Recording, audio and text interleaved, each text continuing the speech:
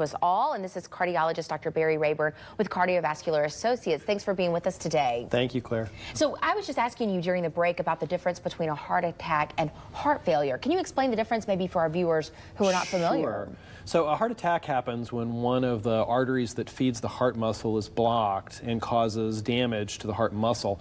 Heart failure is a down-the-road event, and it may come from a heart attack or it may come from other issues, even hypertension or valve disease, where the heart's not able to keep up with the needs of the body. It's not pumping enough blood. If someone has heart failure, is there any treatment for that? There is. Not that many decades ago, heart failure was pretty much a death sentence, but that's really changed in the last few decades. We have very good medical therapy, we have devices, we have a variety of things and sort of a team approach to taking care of heart failure now, and it's quite common for people to live for many, many years after a diagnosis of heart failure and return to fairly normal activity levels. Wow, that is impressive. Is there anything we can do to prevent it? Obviously, no one wants heart failure. No, it's great. Prevention is far better than treatment. We're much better at preventing this than we are even at treating it.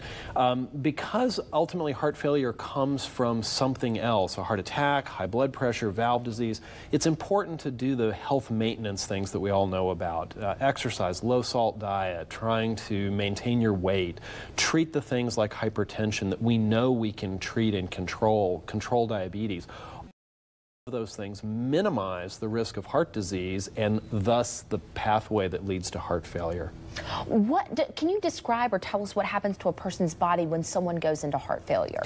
Sure, because fundamentally when we get past the Valentine's Day, the heart is a water pump. And it mostly has to do with either fluid backing up where it doesn't belong, causing swelling or shortness of breath, or not enough fluid getting pumped where we want it to our other organs, which causes fatigue and weakness.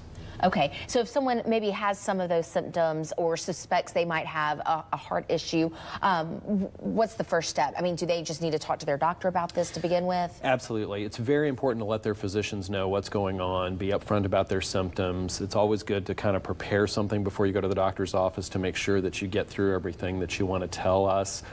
That's helpful to us too.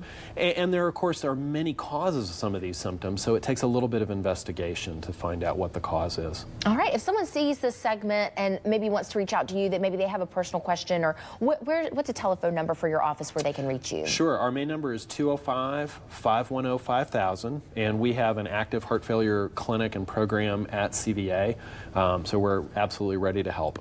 All right, thanks, Dr. Rayburn. We appreciate it.